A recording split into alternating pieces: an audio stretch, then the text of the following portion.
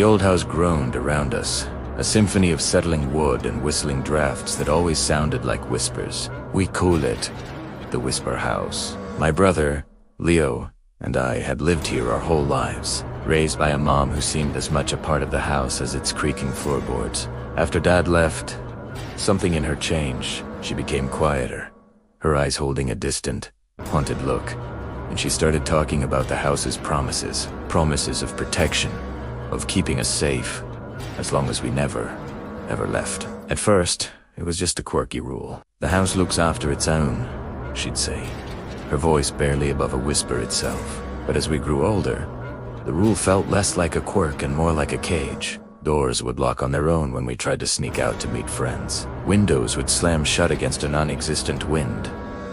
Leo, ever the brave one, would test the boundaries. He'd make a run for the gate, only to trip over a suddenly raised flagstone or have a branch fall just a little too close for comfort. The house was always watching. The nights were the worst. Shadows danced in the corners of our rooms, taking on shapes that defied logic. We'd hear footsteps in the empty hallway, a soft, dragging sound that made the hairs on our arms stand up. Leo and I would huddle together, blankets pulled up to our chins, listening to the house murmur its secrets. We'd see figures in the periphery, Talentin, their forms indistinct, like smoke. Sometimes, a child's giggle would echo from the attic, a sound that was anything but playful. It was cold, hollow. Mom never seemed to notice, or if said that she didn't care. She'd just hum a strange, tuneless melody while she polished the dark wood of the banister or stared into the cold fireplace. It's just the house settling. Boys, she'd dismiss, but we knew better. The house wasn't settling. It was alive. It had a presence, an intelligence that was ancient and malevolent. One evening, Leo found an old journal tucked away in the library, hidden behind a loose brick in the fireplace. It belonged to a family who lived here a century ago. The entries started normally, but soon descended into paranoia and fear. They wrote about the same whispers, the same locked doors, the same shadowy figures. They wrote about a pact made to protect the family, a promise to a guardian that lived within the walls. In exchange for safety, the family would belong to the house forever. The last entry was a single, terrifying sentence. It won't let us leave. That's when we understood. This wasn't protection, it was imprisonment. The guardian wasn't benevolent. It was a demon, and our mom, in her grief and desperation after Dad left, must have renewed the pact. She'd traded our freedom for a twisted sense of security. She had made a demon's promise. We looked at each other, the same fear and determination reflected in our eyes. The house had held us for years, but we weren't children anymore. We had to break the promise. We had to escape. We decided to confront Mom. We found her in the parlor, staring at an old family portrait, her reflection ghostly in the glass. "Mom," Leo began, his voice trembling slightly as he held up the journal. "What is this? What did you do?" Her head snapped towards us. For the first time we saw not just sadness in her eyes, but pure, undiluted terror. "I had to," she whispered, her voice cracking. "It promised to keep you safe. To keep us together. This isn't safety, Mom. It's a prison," I yelled, my own voice shaking with a mix of anger and fear. As I spoke, the room grew cold. The door slammed shut with a deafening bang. The shadows in the corners deepened, coalescing into something more solid. A low growl rumbled through the floorboards, a sound that came from the very bones of the house. The entity was angry. We had challenged it. Mom began to cry, muttering apologies, saying she never meant for this to happen. She just didn't want to be alone. The demon had preyed on her deepest fear. Looking at our terrified mother, our anger faded, replaced by a surge of resolve. We had to save her, too. "It's okay, Mom," Leo said, his voice surprisingly steady. "We're going to get out of this, all of us. Together." We knew we couldn't fight it with force. The house was too powerful. We had to be smarter. We remembered a passage in the journal about the heart of the house, the source of the entity's power, located in the deepest part of the cellar. where the original pact was made. That was our target. If we could sever the connection, we might be able to break the promise. Arming ourselves with flashlights and a shared, desperate courage, we descended the creaking stairs to the cellar. The air grew thick and heavy, smelling of damp earth and something else. Something ancient and foul. The whispers were deafening down here, swirling around us, trying to sow doubt and fear. "You belong to me," it hissed in our minds. "Your mother promised." We pushed forward, following the oppressive energy to a far corner of the cellar, behind a crumbling brick wall.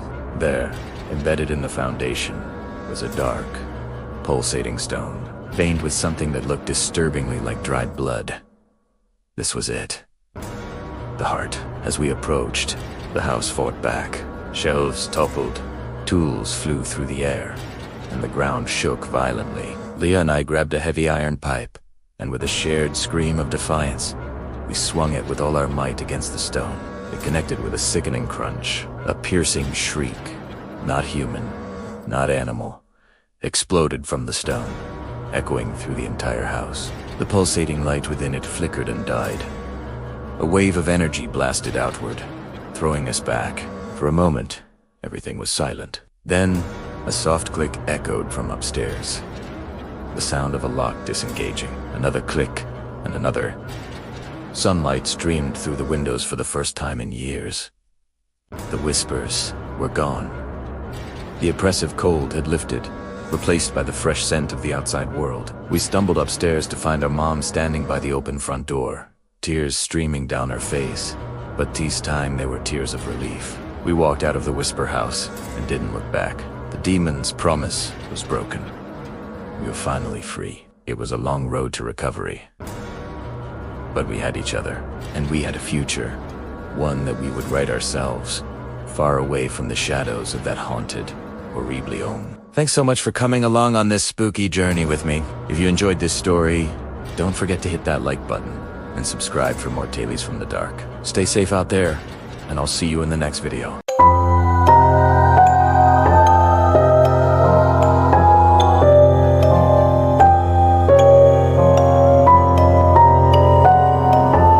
The Legend of Rose Hill. We'd all heard the stories. An old, decrepit mansion on the edge of town, swallowed by ivy and time. They say it's haunted, that a heartbroken bride named Alara still roams its halls, searching for a love she lost a century ago. Most people were smart enough to stay away. We weren't most people. There were 4 of us. Me, Liam, the group skeptic, Maya, the ghost hunting enthusiast with all her gadgets, Chloe, who was just there for the thrill, and Ben, our resident historian who knew every morbid detail about the place. It was a dare, of course. A foolish, late-night dare fueled by too much pizza and a misplaced sense of invincibility. Let's spend a night in Rose Hill, Liam had said, a smirk playing on his lips. Prove once and for all it's just an old house so ere we were standing before the rusted iron gates. The mansion looming over us like a skeletal giant against the bruised twilight sky. The air was thick and heavy, carrying the scent of damp earth and decay. "Come on, guys," Maya chirped, her flashlight beam dancing over the peeling paint and boarded-up windows. "This is it, the real deal." The front door groaned open with a sound like a dying man is a last breath. Inside, a thick blanket of dust covered everything. Moonlight streamed through grimy windows, illuminating ghostly shapes of furniture draped in white sheets. The silence was the first thing that got to me. It wasn't just quiet. It was a hungry, expectant silence that seemed to press in from all sides. "See? Nothing," Liam announced, his voice echoing a little too loudly in the cavernous foyer, just a dusty old relic. But even as he spoke, a cold draft snaked around my ankles. Though every window was sealed shut, we decided to explore. Ben led the way, narrating the history of the house as we moved. "This was the ballroom," he said, gesturing with his light into a vast, empty room. "They say Alara Spians left her at the altar. Right here, she waited 4 days, still in her wedding gown, until her heart just gave out." Chloe shivered, pulling her jacket tighter. Creepy. That's when the first real thing happened. A soft, melodic sound, like a single key being pressed on a piano, drifted from the far end of the ballroom. We all froze.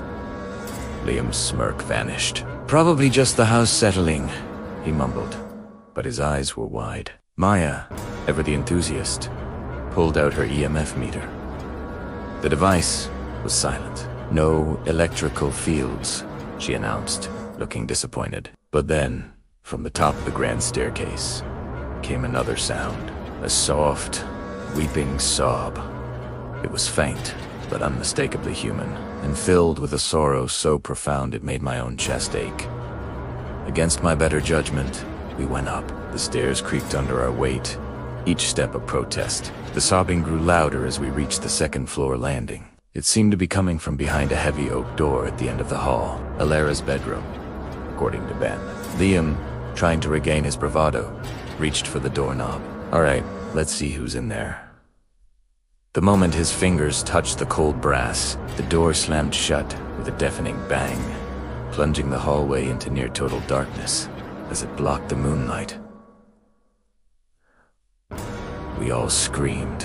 Flashlight beams crisscrossed frantically, revealing nothing but our own terrified faces. The sobbing stopped, replaced by that heavy, waiting silence. "Okay, this isn't funny," Chloe whispered, her voice trembling. "I want to leave." We all did. But when we turned to go back down the stairs, a figure stood at the bottom. It was tall and slender, draped in what looked like a tattered white dress. We couldn't see a face, just a silhouette against the faint light from the foyer. It didn't move. It just stood there, watching. Panic set in. We were trapped on the second floor. "There has to be another way down," Ben yelled, his voice cracking. We scrambled down the hallway, trying door after door, but they were all locked. All except one, at the very end of the corridor. It creaked open into a narrow servant's staircase. It was our only option. We clambered down the tight, spiraling stairs. The darkness, absolute. I could hear Chloe crying behind me, and Leah muttering, "This can't be real. This can't be real." The stairs emptied into the old kitchen. The air in here was freezing, and the smell of wilted roses was overpowering. And that's when we saw her again. She was standing by the old, rust-stained sink, her back to us. Her wedding dress was torn and muddy, her hair a tangled mess. We could hear her humming a soft, sad tune. Maya raised her camera, the flash ready. "Don't," I hissed, but it was too late. The flash went off, and the figure whirled around. Her face, it wasn't a face. It was a swirling vortex of shadow and grief. A silent scream ripped from her ethereal mouth, and every cupboard and drawer in the kitchen flew open. Plates and glasses shattered against the walls. A whirlwind of porcelain and broken glass. We dropped to the floor, covering our heads. The psychic assault was deafening, a wave of pure agony and rage washing over us. It was her pain, 100 years of it, all unleashed at once. Then, as suddenly as it began, it stopped. The air cleared. The humming was gone. Trembling, we looked up. The kitchen was a wreck, but the entity was gone. "The back door," Liam croaked, pointing a shaking finger. We didn't hesitate. We burst out into the overgrown garden, not daring to look back. We ran through the thorny bushes and tangled weeds, gasping for the cold night air. We didn't stop running until the rusted gates of Rose Hill were far behind us, and the sounds of the town were a comforting hum in the distance. We never talked about what happened that night. Not really. How could we? Liam never made another skeptical joke. Maya put her ghost hunting gear away for good. We survived Rose Hill, but a piece of us, I think, was left behind in that cold, silent mansion. The legend says Alara is still waiting for her lost love, but I know she's not just waiting. She's watching, and she doesn't like visitors. Thanks for sticking with me through that chilling tale. If you enjoyed this story, please hit that like button and subscribe for more spooky adventures. Let me know in the comments if you've ever had a paranormal experience of your own. Stay safe out there, and see you next time.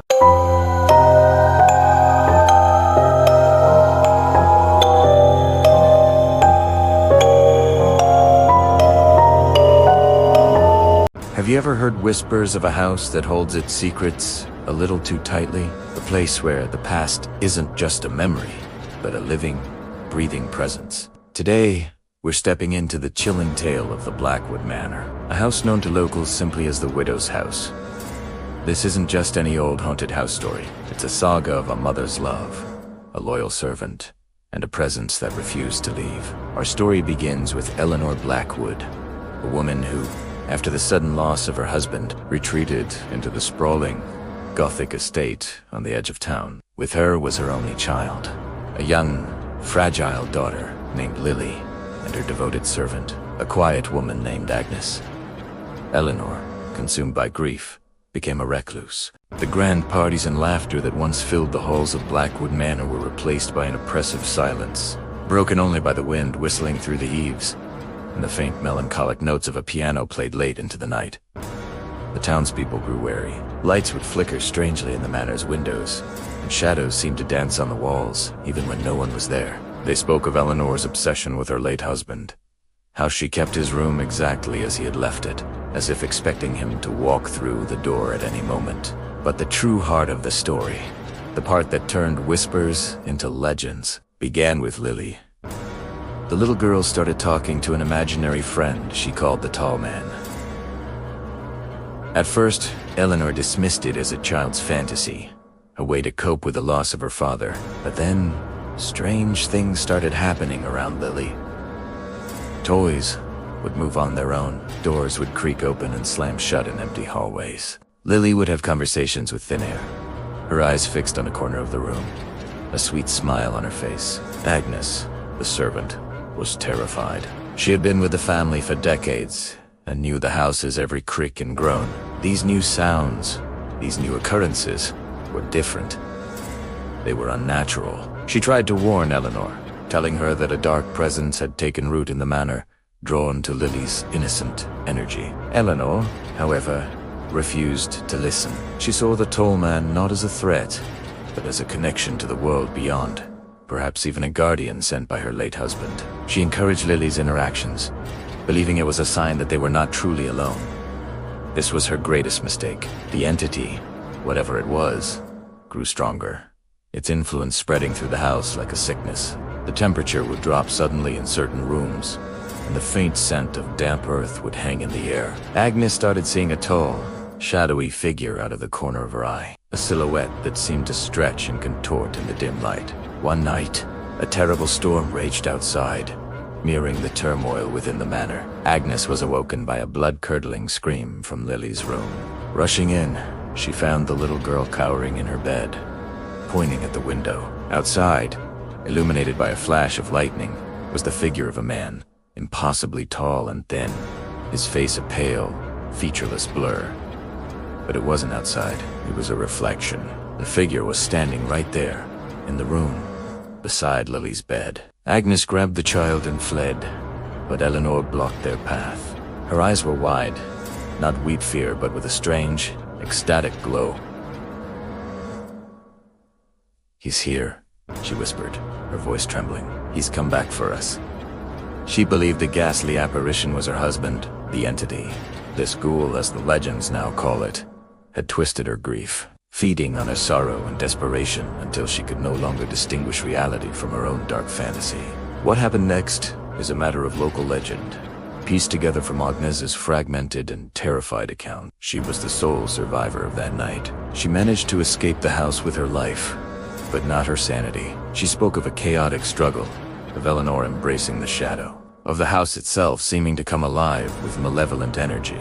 When the authorities arrived the next morning, summoned by a frantic Agnes, they found the manor eerily silent. Eleanor and Lily were gone, vanished without a trace. The house stood empty for years, a dark monument to the tragedy. No one dared to enter. They said you could still hear a piano playing on stormy nights, and some claimed to see the face of a little girl peering from the upstairs window. The widow's house had become a permanent scar on the town's landscape, a place where a mother's love, twisted by grief, opened a door that could never be closed. The entity, the ghost, the tall man, whatever it was, had claimed the house and its inhabitants as its own. Years later, a group of paranormal investigators, much like the ones you see on TV, decided to brave the Blackwood Manor. They came armed with cameras, EMF meters, and a healthy dose of skepticism. They spent a night inside, documenting their experience. Their footage is considered some of the most compelling and terrifying in the field. They captured disembodied voices, one of a woman whispering, "He's mine," and another, a child's giggle that turned into a sob. They recorded doors slamming with incredible force and a tall shadow that moved through the hallways, blocking out all light. The investigators fled the house before dawn, vowing never to return. Their report concluded that the manor was not just haunted by a residual memory, but by an intelligent and deeply malevolent entity. The spirit wasn't just Eleanor or her husband. It was something older, something drawn to the family's pain, that had latched onto Eleanor's grief and used her as a key to enter our world. The house itself had become a vessel, a prison for the souls of the Blackwood family, and a lair for the ghoul that had ensnared them.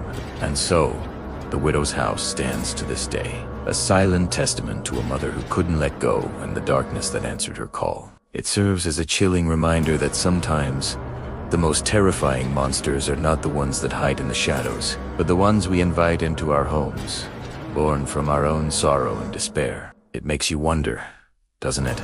How many other houses out there hold similar stories, waiting for someone to turn the key and uncover the secrets hidden within? Thank you so much for joining me on this journey into the story of the Blackwood Manor. If you enjoyed this dive into the unknown, please hit that like button and subscribe for more tales from the shadows. Let me know in the comments if you've ever heard a story like this or had a spooky experience of your own. Stay curious and stay safe.